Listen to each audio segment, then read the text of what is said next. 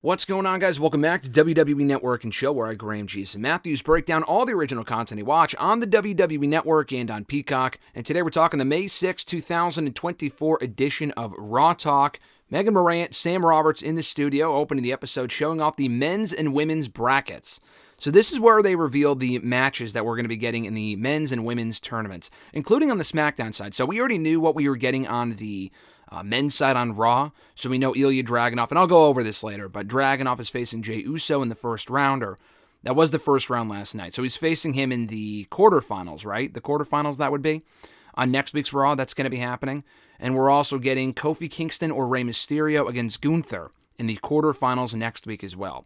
So what we did not know, what we did not find out on Raw, but we found out here on Raw Talk, so making the show somewhat newsworthy, which is nice, what the SmackDown side of the bracket will look like and what the matches will be. Not only do we know who's in the tournament, we know what the matches are going to look like. So here's what the matches will be for the SmackDown side of things. AJ Styles and Randy Orton going one-on-one in the first round, a WrestleMania rematch there. Baron Corbin versus Carmelo Hayes, a rematch from their match about a year ago on NXT for the NXT Championship.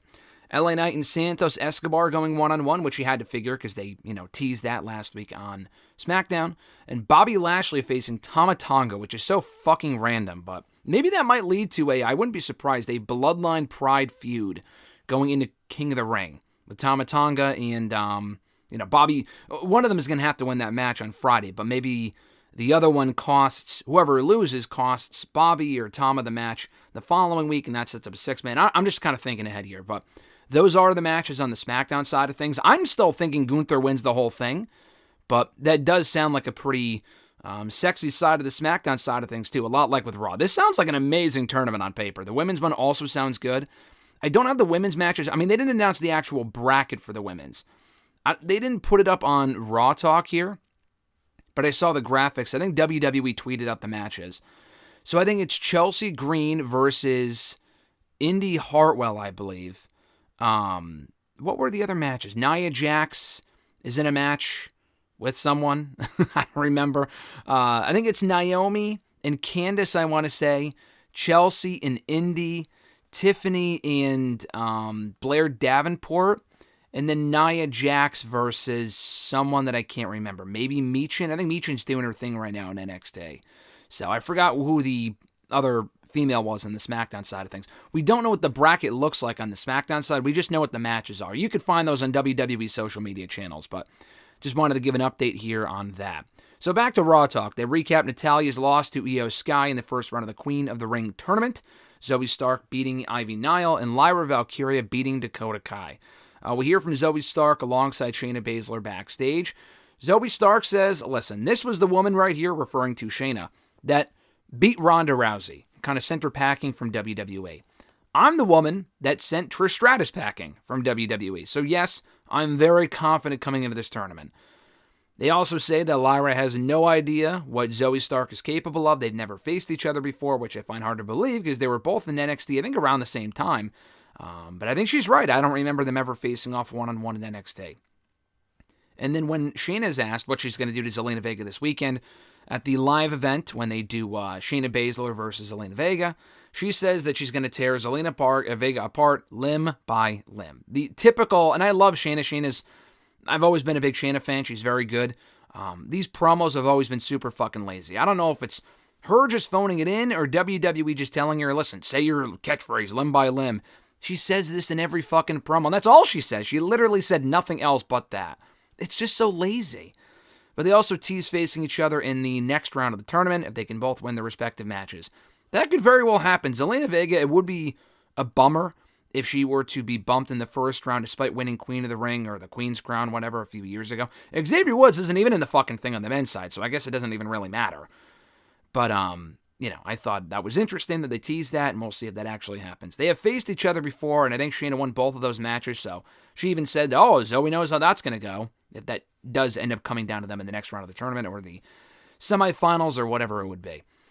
We hear from Lyra Valkyria as well, Kathy Kelly, and she even references the fact that she's never faced Zoe Stark before, so that would be a fresh matchup for her, and they can finally determine who's the best between the two. She says that Becky is a champion that we all deserve and that she needed Irish backup on Raw, so she backed her up. and she's looking forward to facing Zoe Stark next week on Raw. So a good first promo here on Raw Talk from Lyra Valkyria. I think aligning her with Becky out of the gate is smart. I thought she would go to SmackDown in the draft, but putting her on Raw instead with Becky makes a lot more sense.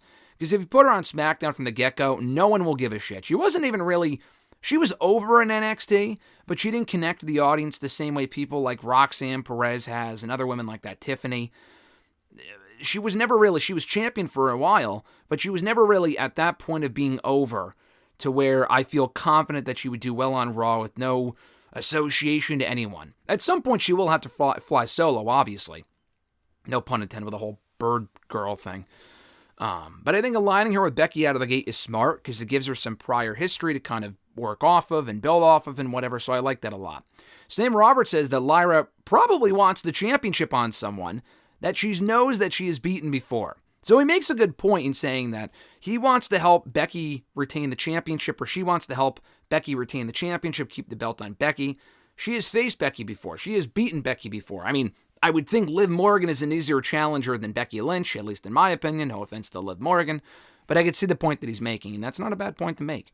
We also hear backstage from the LWO alongside Jackie Redmond. Really just Rey Mysterio and Zelina Vega, who have their King and Queen of the Ring tournament matches, respectively, coming up at the live event this weekend. Rey's facing Kofi Kingston. Zelina, like I said a minute ago, is facing Shayna Baszler.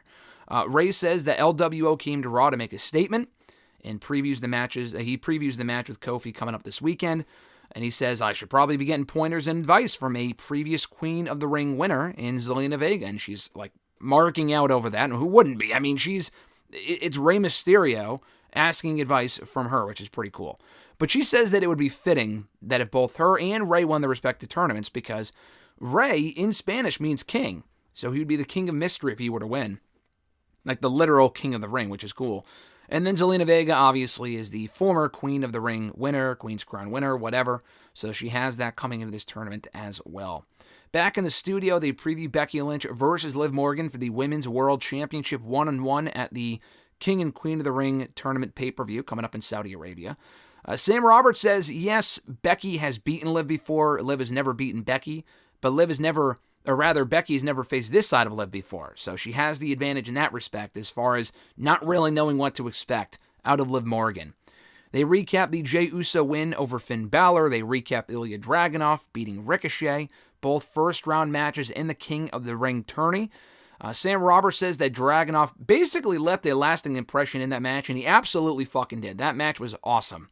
That and Gunther and Sheamus, which they also talk about later on. They replay Gable and Reed, or at least like 10 seconds of it before Sami Zayn interrupted, attacked both men, setting up the triple threat match for the Intercontinental Championship at King and Queen of the Ring.